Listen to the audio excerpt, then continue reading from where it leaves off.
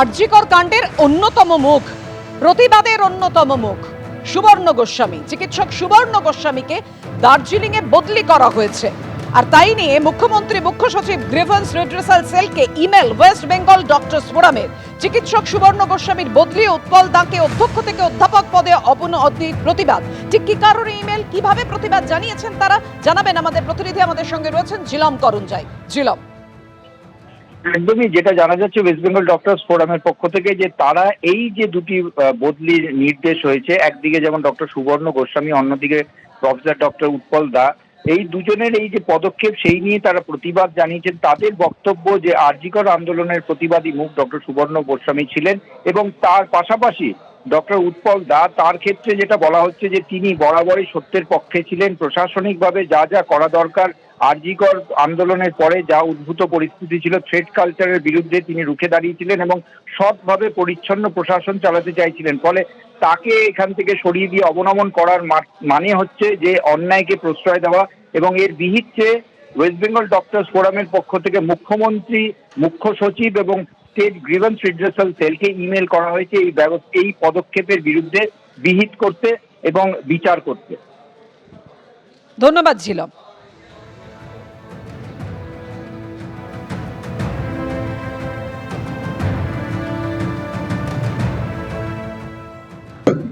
এবং ডাক্তারদেরকে গিনিপিগ বানাবেন না।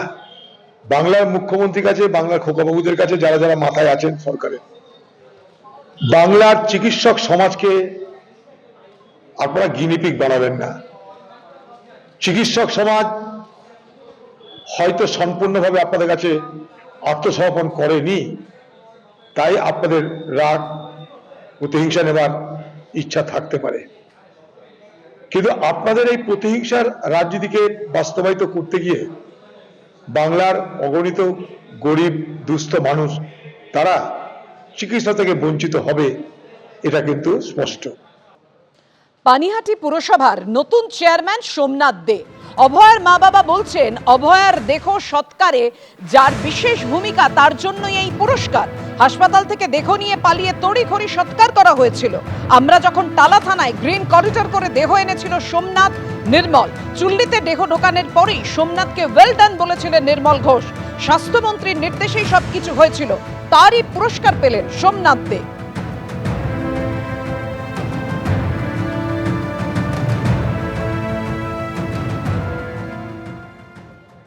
আমরা বাবা মা হিসাবে সেকেন্ড পোস্টমর্টম চেয়ে যখন তালা থানায় বসে রইলাম, তখন সোমনাথ দে আমার মেয়ের দেহ গ্রিন করিডর করে বাড়িতে নিয়ে এসেছিল। সোমনাথ দে এবং নির্মল ঘোষ, এদের উপর নির্দেশ ছিল আমাদের স্বাস্থ্যমন্ত্রী তথা মুখ্যমন্ত্রী। কারণ আমরা দেখেছি যখন আমার মেয়ের ডেড বডি দাহ করতে চুল্লিতে ঢুকিয়ে দেওয়া হলো, তখন আমাদের এলাকার যে বিধায়ক নির্মল ঘোষ, সে সঞ্জীব মুখার্জির পিঠ চাপড়ে ওয়েলডান বয় এগুলো বলছে। মানে ওনাদের স্বাস্থ্যমন্ত্রী তথা মুখ্যমন্ত্রীর নির্দেশ ছিল যে এই কাজগুলো তোমরা ভালো করে করো, তোমাদের উপহার দেব। সেই উপহার তাদের দেওয়া হচ্ছে। এখন আজকে চেয়ারম্যান করা হলো তাকে। আমার মেয়ে যখন আমার খবর পাই, আমি রাস্তায় যাওয়ার সময় আমি ওকে ফোন করে ডেকে নিয়ে গেছিলাম, কিন্তু 2টো নাগাদ ও হসপিটালে পৌঁছায়। 2টো থেকে যতক্ষণ আমার ডেড বডি নিয়ে ও পালিয়েছে আর কি, ওখান থেকে পালিয়েছে পালিয়ে ততক্ষণ একটি কথা আমার সঙ্গে খরচা করেনি, এবং সেই দিনে আমার সঙ্গে ওর সঙ্গে কোনো কথাই হয়নি। এবং ও যে ওখানে প্রেজেন্ট ছিল হসপিটালে, আমার মেয়ের দেহ তাড়াতাড়ি সৎকার করার জন্য দ্রুত গাড়িতে করে নিয়ে এসছে। আমরা দ্বিতীয় পোস্টমর্টম চাওয়া সত্ত্বেও এদের প্রচেষ্টায় আমরা সেই সুযোগ পাইনি।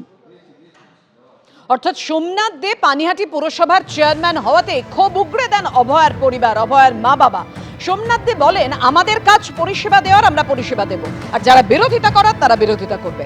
দেখুন, তিলোত্তমার বাবাও আপনার বিরুদ্ধে বিরূপ প্রতিক্রিয়া দিচ্ছে, আপনি কি বলবেন? আমি হাত জোর করি, এটা নিয়ে আবার এই সব আলোচনা আসবেন না। আমাদের এখন পরিষেবা দেওয়ার কাজ, পরিষেবা দেবো। যার বক্তব্য বিরোধিতা করা, তারা বিরোধিতা করবে।